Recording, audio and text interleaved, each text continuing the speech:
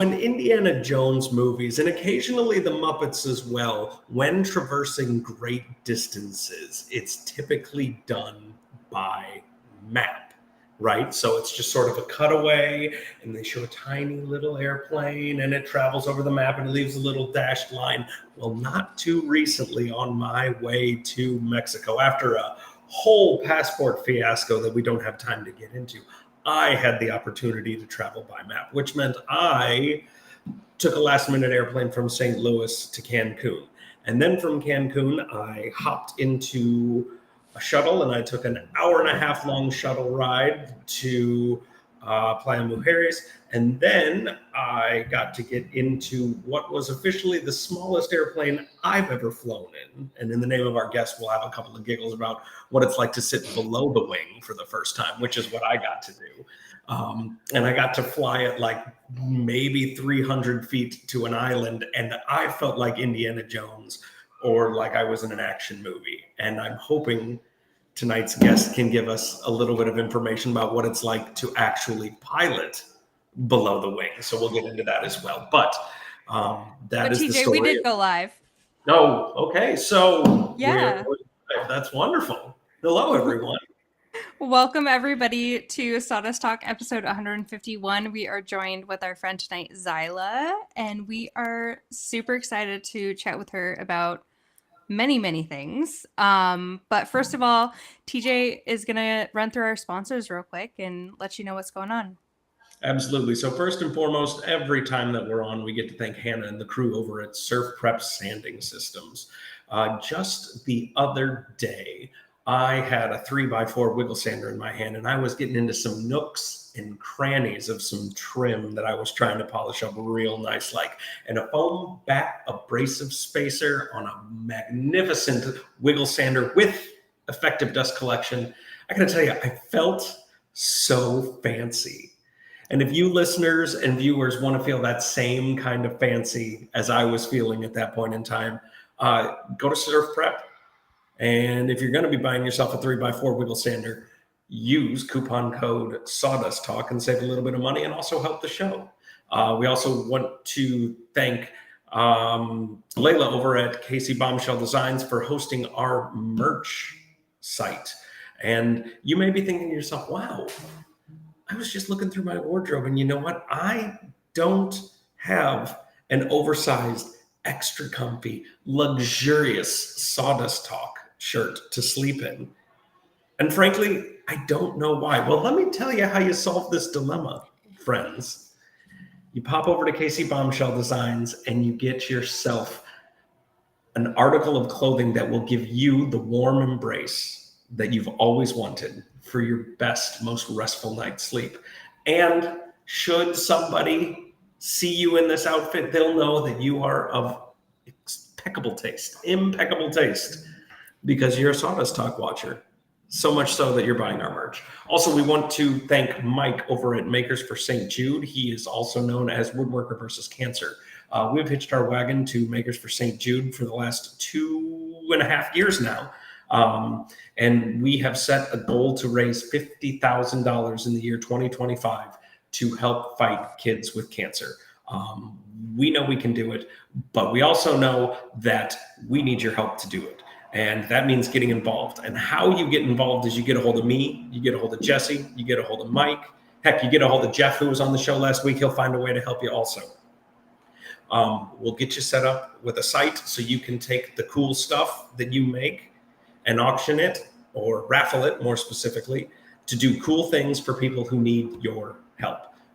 Awesome charity, great group of people, and there are going to be some amazing prizes for a spring challenge this year. And we did talk about it a bit last episode, did we not, Jessie?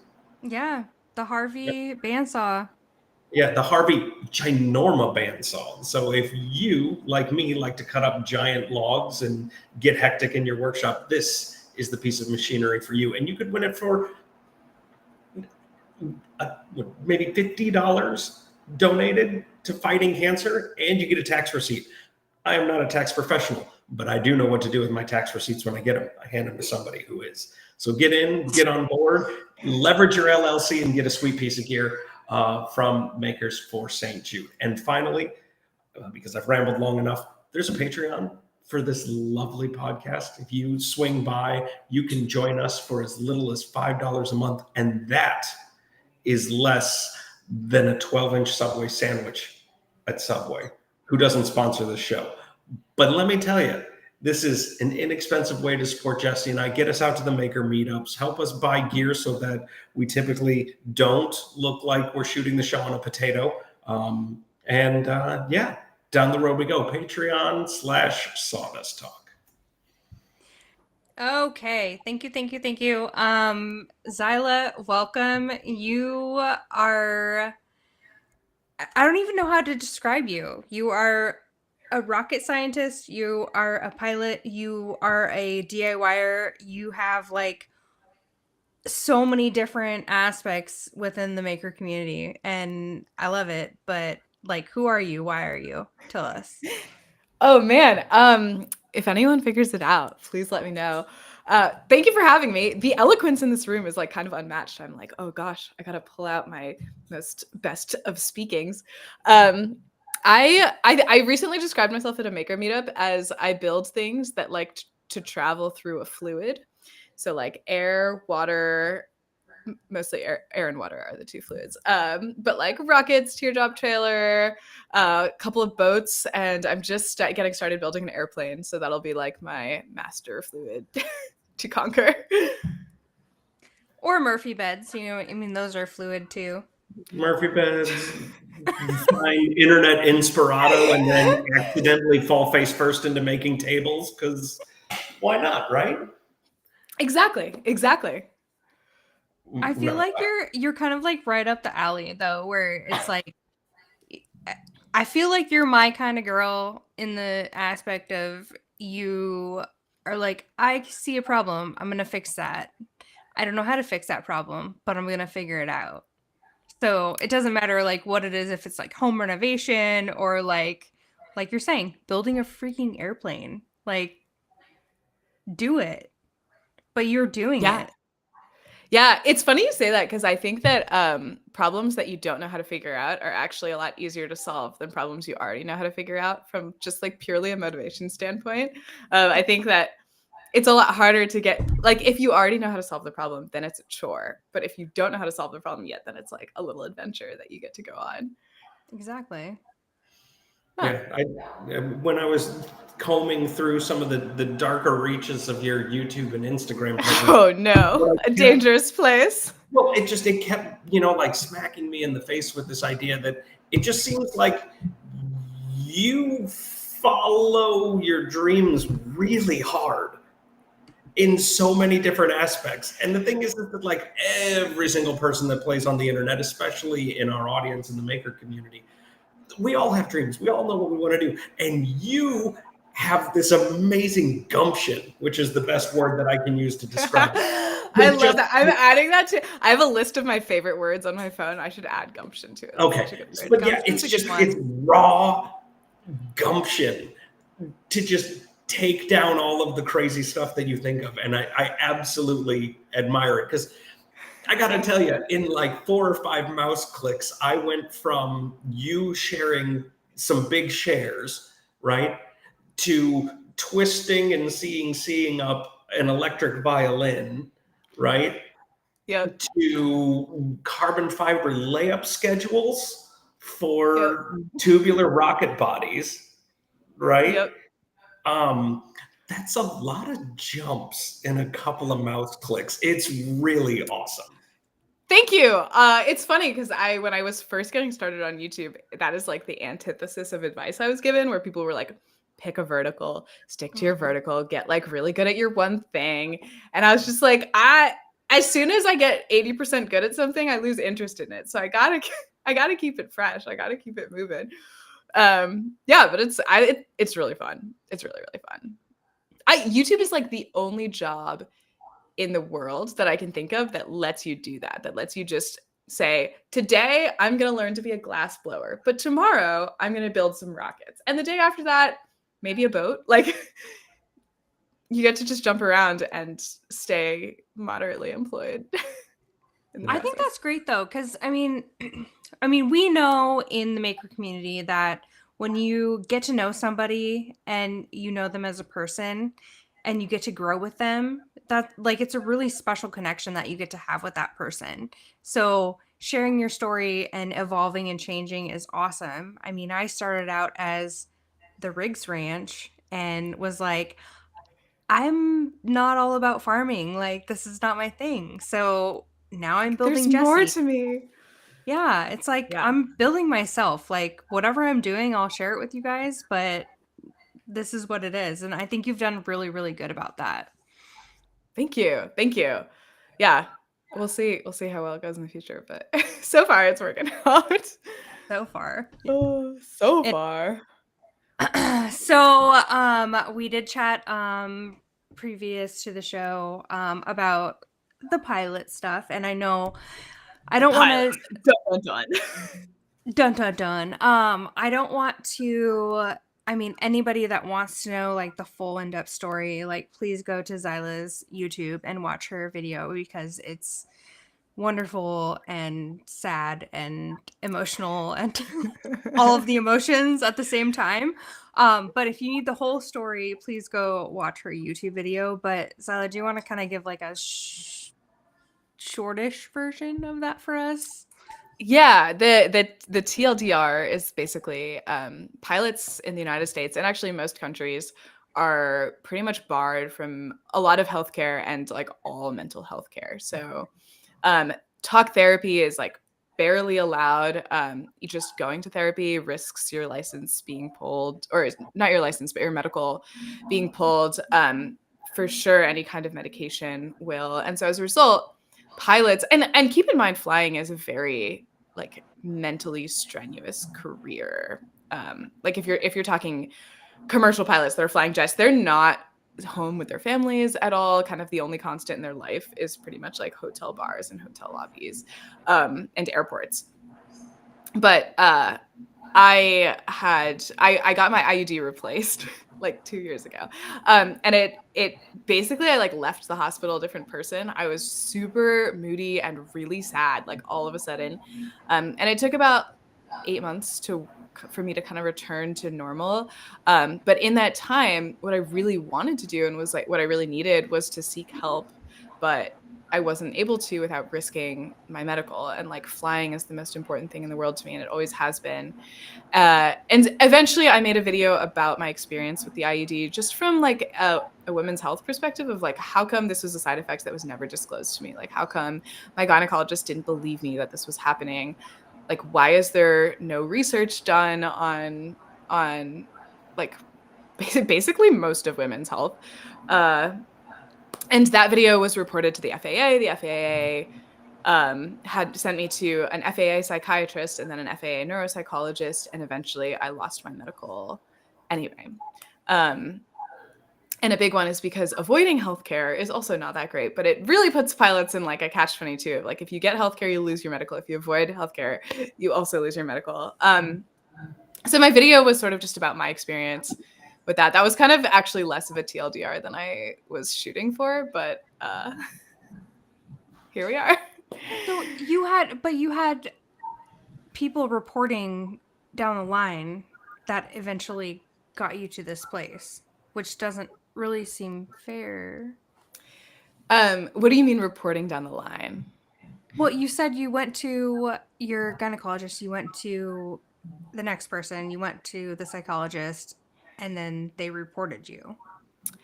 No, a YouTube viewer actually reported me. So the FAA has like an anonymous hotline portal that you can basically just like go in and anonymously report absolutely anyone, and the FAA has to investigate it, which is like a very good thing and a very bad thing, right? Like I have heard secondhand stories of like captains like snorting cocaine off a flight deck, and like that needs to be reported. Right. But then I've also heard a lot of stories if there will be an airline and like 2 or 3 people are gunning for the same upgrade, and someone will report someone else for alcoholism or one of the like more difficult ones to prove or not prove, and then they get caught in that medical cycle, and so they get pulled out of the. So it's like it can be used for good, and it can also be used for malice. Oh my But someone like anonymously reported me, actually someone who lives in the UK, they don't even live here, for depression essentially. And then the FAA, here's another fascinating thing I learned, is that the FAA is exempt from HIPAA. So there is no privacy. Like if you want the privilege to fly, you waive your right to privacy to the FAA. So like as soon as they heard wind, they're like, all right, your lifetime medical records, every therapy note you've ever had, every gyno note you've ever had, like all of that is ours. And so they like pulled all of that and went through all of that. That's a policy that I'm sure is written in very fine print when you sign a license certificate, right? But like, it's covered very well in our video. And boys and girls, go please watch this video. It'll fill in so many different gaps. But like, we can all agree as being on Team Xyla that's a load of baloney. Thank you. I mean, I think you don't have to be on Team Xyla. Like one of the things I was trying to get across is sort of like whether or not you think I should be in the sky, or whether or not you believe my story. The bigger problem that we're trying to solve, and that like I'm working with the Pilot Mental Health Campaign to solve, is that like 27% of anonymously surveyed pilots have like directly said they have lied to the FAA. Like they have misrepresented their medical information to the FAA. 56% of pilots have said that they have avoided healthcare that they knew they needed because they were scared of the FAA. And like those are some pretty scary numbers when you think of like all of the unmedicated, getting helped pilots. And then you wonder why there's like such a big alcoholism problem within like the professional flying community. Well, and then you teamed up with an advocacy group with an acronym that made sense when I was watching the video, but I can't remember it. The acronym is not smooth. It's Pilot Mental Health Campaign, which sounds great, and then PMHC, which just doesn't roll off the tongue. But I don't know what else they could have called themselves, because that's exactly what they do, is Pilot Mental Health Campaigning. But yeah, it brings me sort of to the next thing that I want to point out, and I don't want to make light of your situation because it's really important. Oh, no, go for it. I've honestly at this point turned it into like a stand-up comedy routine I do at bars. So. What I also notice in a ton of your content is how frequently you leverage your network of friends and community. And I think you do it a little bit better than a lot of other people that I see. And I understand that the Y in DIY is like the yourself part, right? And so like, yeah, that's a thing, right? But like, it's less, it takes a village, and it's more like, look, I can't have all the things, but I can have friends that may have the things that I don't. Yeah. And friends are friends with other friends. And the way that you foster your own network and community, I think is just really conveyed really well in all of your content. You want to talk a little bit about making sure that you're staying tight with all these homies, as it were? Thank you. Yeah, I think like, I don't know.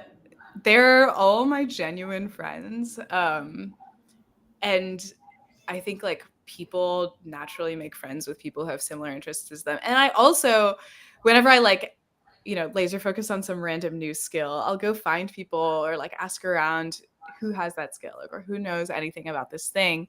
And I've actually met some of my best friends through that. So sometimes it's a egg chicken thing of like, sometimes I'm actually meeting those people on camera and then they become some of my best friends. And then sometimes they were already really close friends and you're seeing that on camera. But I think like something that really bothers me is the lone inventor in their garage trope that I think like we all grew up with in I think the one I always think about the most is Belle's father in Beauty and the Beast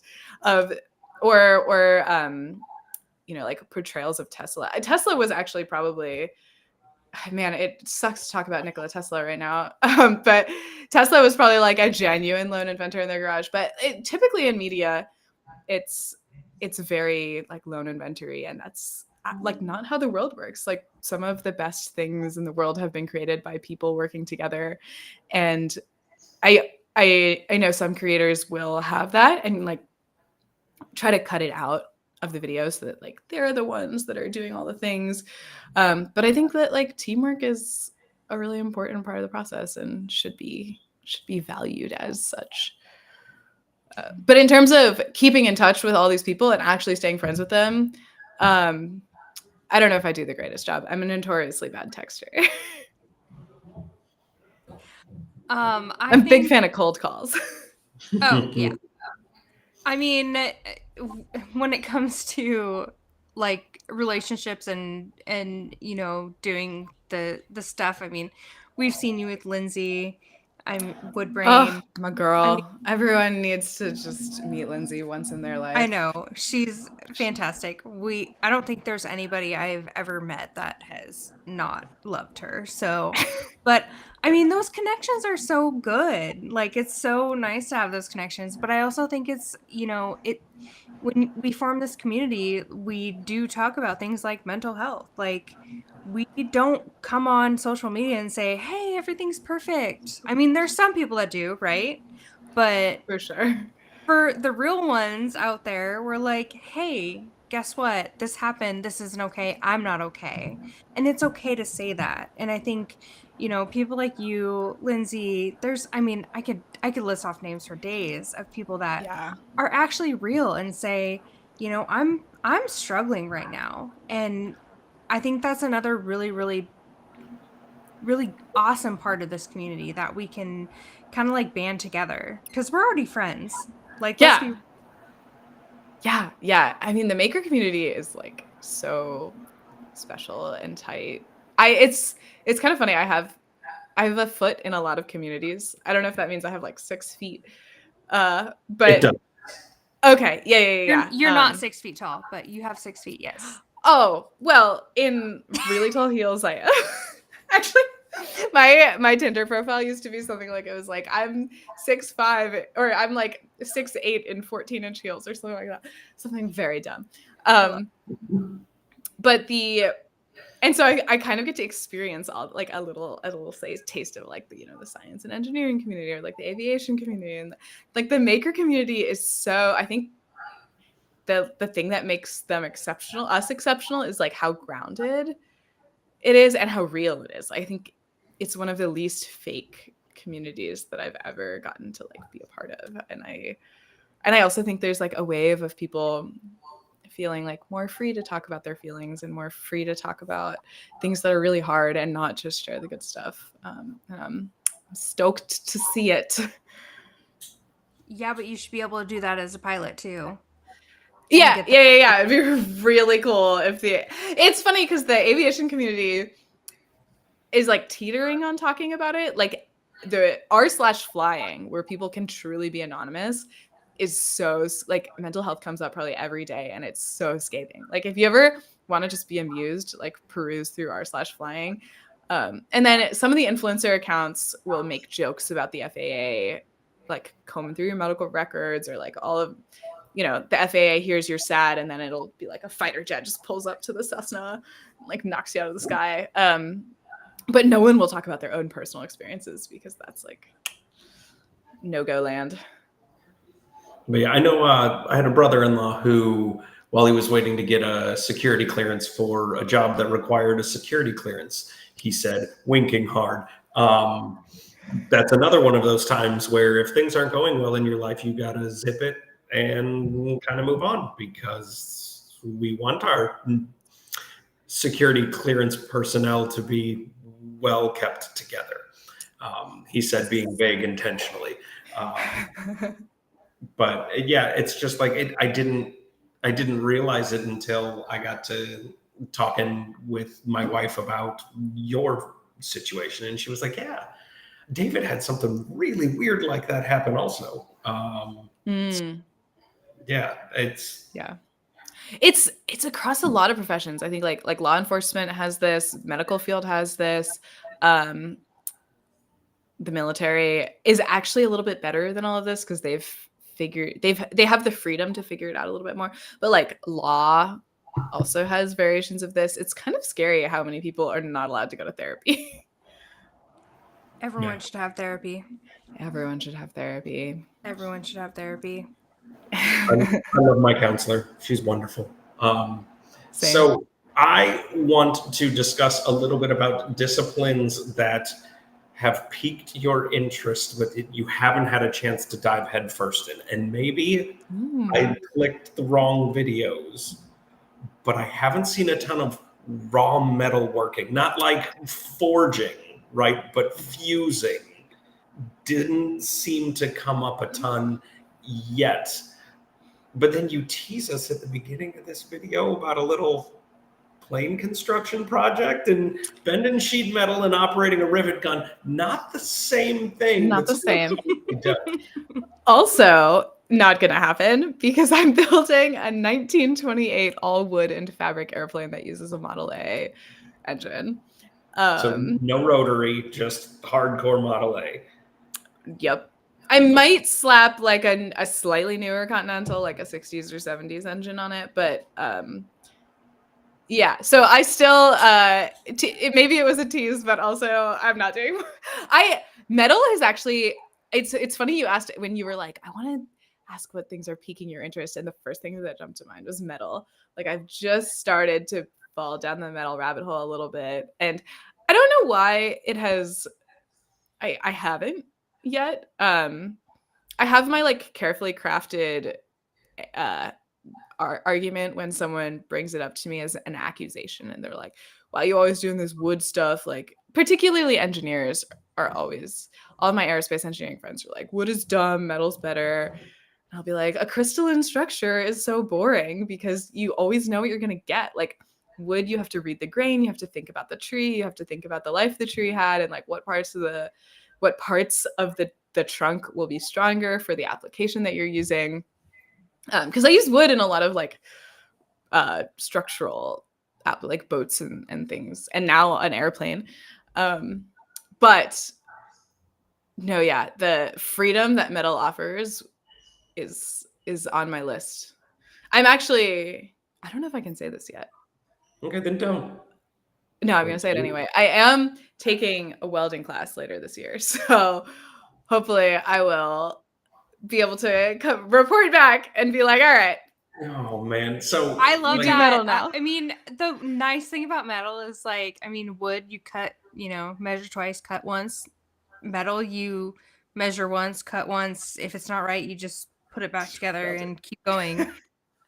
But if you put it together the it's wrong way, true. you grind it apart, grind it smooth, weld it again, grind it, and then brag to your friends how good you are at it. This is exactly You're like, how it's metal great. works. It's great. It's great. It's great. Yeah, well, and then, because of your experience in CAD and CAM work, right, that means that you're going to find somebody in your neighborhood who's going to have like an additive metal machine or a laser sintering machine, and then the Xyla Game over line for you people. No, of designer prop tips are going to be released. And but no, man, fusing metal is awesome. The first time, and your first like 2 weeks of welding is stick welding, right? And it's literally using what is essentially a giant battery to fuse metal with the strength that they build bridges and skyscrapers with. Okay. And you do that in your first 2 weeks after you learn how to read a welding drawing. Like that's welding school. Yeah. But yeah, the first time that you fuse 2 pieces of metal and hit it with a hammer as hard as you possibly can and nothing happens, that's it. It's game over. Yeah. Sold. The All addiction has started. That are not stick welding are cute and tidy and make much less mess. But just remember, all those skyscrapers that you are next to and bridges are held together with massive stick welds, and it's awesome. Yeah.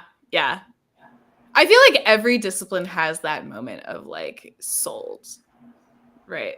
Like hitting your weld with a hammer. I feel like for woodworking, it might be throwing your first coat of finish on something. Mm-hmm. With robotics, it's the first time the robot moves. That was always my favorite part of teaching robotics, was like the kids would just be like, oh my God, we created life. What was your what's the teaching background? Oh, not very much. but I did first robotics growing up, and then would like teach, and then I taught a little bit in college as like side jobs, but Side just jobs. But you introducing also people make to stuff. rockets, and I want you to talk about the rockets too. Oh yeah, and then I guess the moment for rockets is the first time you hit the like launch button. Yeah, and rocket goes kapow, or kapow, but preferably the upwards version of kapow. Pointy end up, flaming end down. That's all of rocket science. Of all of rocket science. Yeah. So have you been doing that stuff since you were like a kid? Like wanting to build rockets and explosives and planes and all of those things? I think I've always had an affinity for it, but I didn't really have the resources or the tools or the access until I became my own full-fledged adult with my own credit card and my own ability to make that decision, my own free will. So as a kid, I was like really into space, and I like really wanted to be an astronaut, the classic astronaut kid dreams. It actually makes me really, really sad now that people want to be YouTubers more than they want to be astronauts. Yeah. But I was like fixated on space, and then my 7th grade math teacher convinced me that I was too dumb to ever be an astronaut. And he was okay. The 7th grade teacher was insistent that the class should be curved to a C, so that the class average should be a C. So everyone was floundering in this like super high pressure school, and everyone walked out of that class hating themselves and hating math and science. And I ran into a classmate from that class in a bar in LA 2 years ago, and he brought it up and was like, I'm actually really impressed you went into STEM, because I didn't think anyone from that class would do it. But that's what got me onto airplanes. And I was like, well, if I can't go to space, I can at least just like putz around our own atmosphere, our own sky. And so I got really fixated on airplanes for a little while, and I really gave up on the rocket stuff until college, when I joined our school's rocket team for 1 semester, and then I ended up getting super involved in the robotics team. I quit rocket team to do like robotics full time, but that was how I got my level 1 certification. So I built my first ever rocket in college, and then during COVID, when there was kind of nothing else to do, I had just started my channel. I like built my second rocket, which was my L2, and that was the wooden rocket that's on my channel. Yeah. Model rocketry is, in my opinion, one of the best gifts that you can give children under the age of 16. Yeah. And I'm back. He's back. Yep, I disappeared for a second, I think. But yeah, you get to play with fire, and every kid under the age of 16 getting to play with controlled fire is awesome. 2, if you give it to somebody with a parent smart enough to talk about the difference between solid and liquid fuels, that's something that kids don't really get to spend a whole lot of time talking about, right? And 3, you get to shoot stuff way high in the air and then try to catch a falling parachute if it's not on fire before it hits the ground. And that's just fun. Mm-hmm. Yep. It sounds like you have some experience in this department.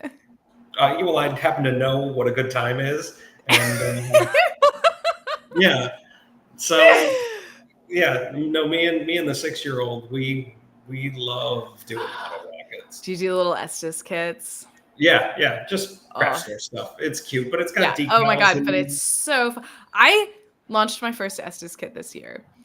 I don't know how it took me this long, but it was just as fun as the high power stuff, and I was secretly very surprised. But it also made me a little annoyed that I never got to play with it as a kid, but I'm over it. I'm not over it. I'm over it. Well, and then like everything that you need to have 3 hours of a really good time can be acquired for like under $100, right?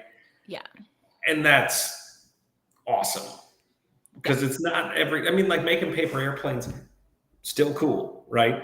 Taking the paper airplanes you make up to a parking garage in a metropolitan area and throwing them off of a high place with exciting winds, still cool. Also, awesome date idea for you single people, by the way. Light them on fire first.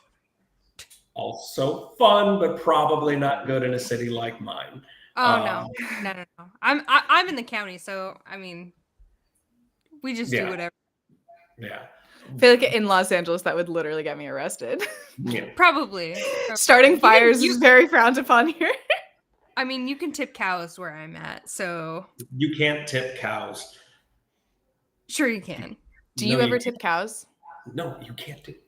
I tried once. How did it go? It didn't work because there was a bull in the field, and it was like dusk, and there was like fog everywhere, so we couldn't see it. So we went up to go tip a cow, and I was probably like 15, me and my friend, and it's like, and we like turned around, and there's a bull, so we like turned around and ran. So, because yeah, he came after. The cow was successfully defended by a bull. That's actually very impressive. Yeah, it happened. And that was when you're 15. No redemption arc since then. No, Because it can't be done. If you I could tip like cows, animals too much. YouTube would be full of videos of people tipping cows.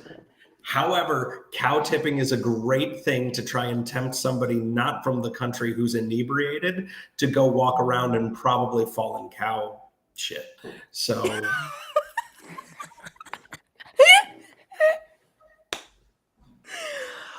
it's so true. It's so true. oh my god, next week's rant is going to be cow tipping. This is going to be better than You guys just potentially saved me from making some critical errors next time I see a cow. So no, Jesse's going to be like, no, it totally works. No, it totally works. Northwest. No, it's going to be great. And you're going to be like, yeah. Xyla's gonna call me and be like, hey, remember what you told me about cow tipping? I'm covered in cow shit. TJ was right. Man. Just it sounds like you just need to be more strategic about it. This is true. Yeah. So that's we it. have talked a whole bunch about like airplanes and stuff. I know we probably don't need to get into like where you're at with your license unless you can give us like a little clue about where that's at. Yeah, my appeal has been submitted to the federal air surgeon. So it was denied at the local level, so I appealed to the federal level. And so whenever the federal air surgeon gets around and has a whim to go through my application, then she'll make a decision and we'll see from there. You have so much support. Oh my gosh. Thank you. There was a couple tears when I watched your video. Yeah, the comments on your videos are also just wonderful and gut busting at the same time. Like, it's that one's a great one. I think the top comment on that video is it's not just pilots, it's air traffic controller. It's us controllers too, or something. And that really got people's attention. That's good though. I mean, we need people. I mean, for any issues that are going on right now, it's like having that strong person to step up and say, hey, this is not right, like this is not okay, and tell their stories. And it's really scary to do that, and I'm sure it was really scary for you to do that, but I mean, I admire the crap out of you for being that person and doing that. Thank you. Yeah, there was a lot of the day before that video went up, I called like everybody I knew. I was like, am I about to ruin my life? No. One girl did say yes. One girl said yes, and she was like, I wouldn't do it. I think it'll read badly to the pilot community. And she called me the next day and was like, it looks like you'll never have to buy a beer at Oshkosh again. I was like, oh. Yeah. There you go. I would like you to use all of the words that you possibly can to tell us about you and the raccoons, or the trash pandas, as they Of all the things you were about to say, that was not what I was expecting. I love trash pandas. I don't know, like honestly, that should be the FAA's. Oh yeah, there's one right here. A fan made that for me actually. There's more, but they're like more hidden. There's one being repaired on my bench right now. But actually, for the most part, the trash pandas are in the rest of the house. So everything I received for Christmas this past year had a raccoon on it in some way, shape, or form. I just, if the FAA is truly looking for a mental illness to ground me with, it should be my obsession with trash pandas. They're so cute. They have the little paws. Their little paws, and they're so smart. And they have opposable thumbs, and they just do mischief. They just do mischief for a living. Yeah. And then they eat everything and they tip their head up while they eat and go nom, nom, nom, nom. More words. Tell us everything. And okay, raccoon memes are the pinnacle of meme culture, and you cannot convince me otherwise. Like, there is no meming sub-community that has peaked more than the raccoon meme sub-community of the internet. And then there's also there's the disabled orphan raccoon sector of the internet where it'll be paralyzed raccoons going about their life at some sanctuary. Those are really cute. They're also just they're the crackheads of the animal kingdom. Have you seen the picture of the raccoon riding an alligator in Florida? And it's who else would do that? Only a crackhead. A Florida man crackhead. And it's that and a raccoon. I love it. Have you learned what a Kawati Mundi is?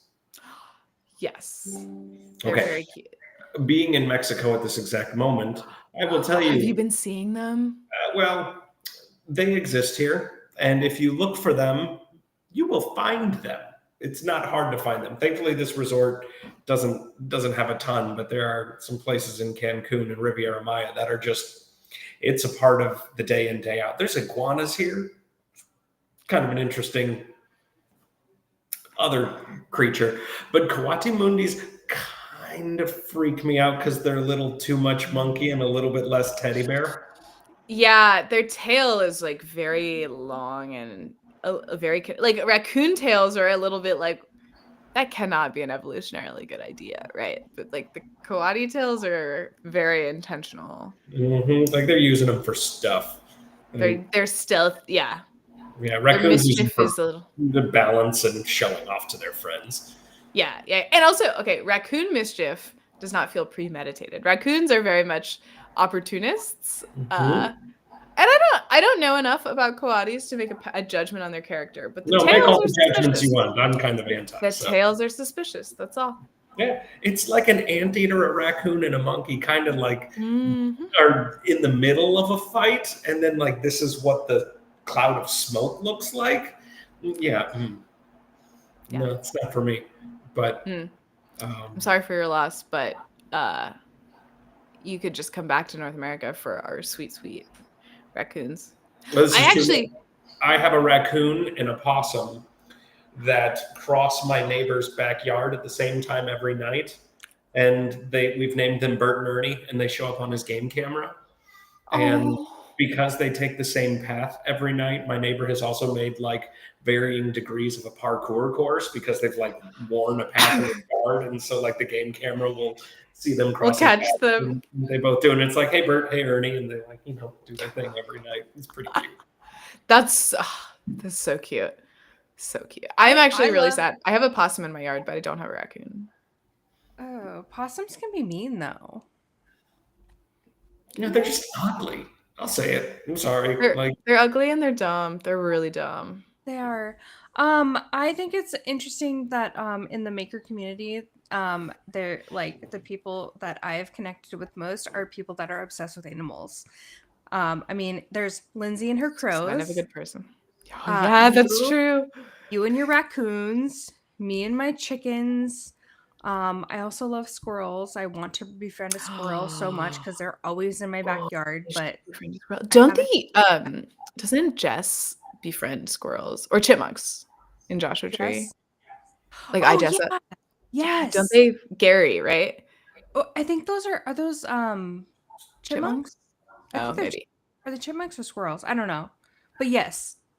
I don't know. I just I gravitate towards people that love animals as much as I do. So no wonder I love you so much.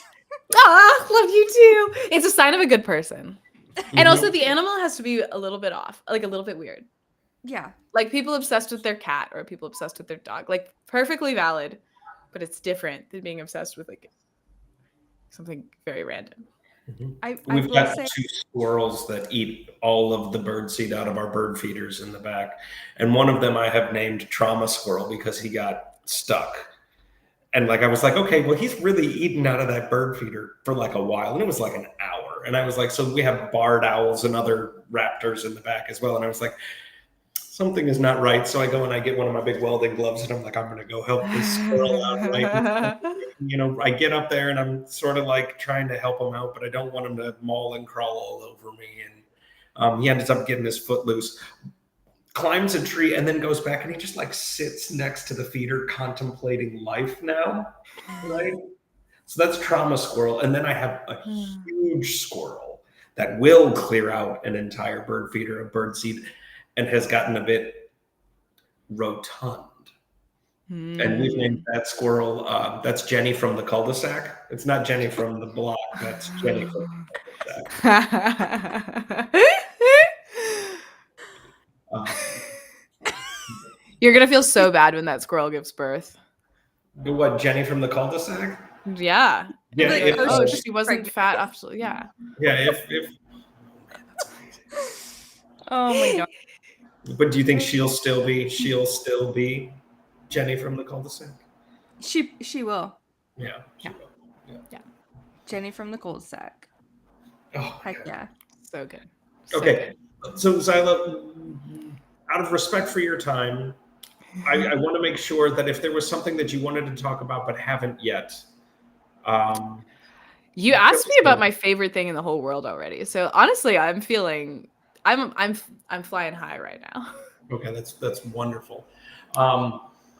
So the time is now 9:51. So we got to do one more speedy lap through sponsors, and this is the condensed version, real quick, which is Hannah and the team at Surf Prep Sanding Systems.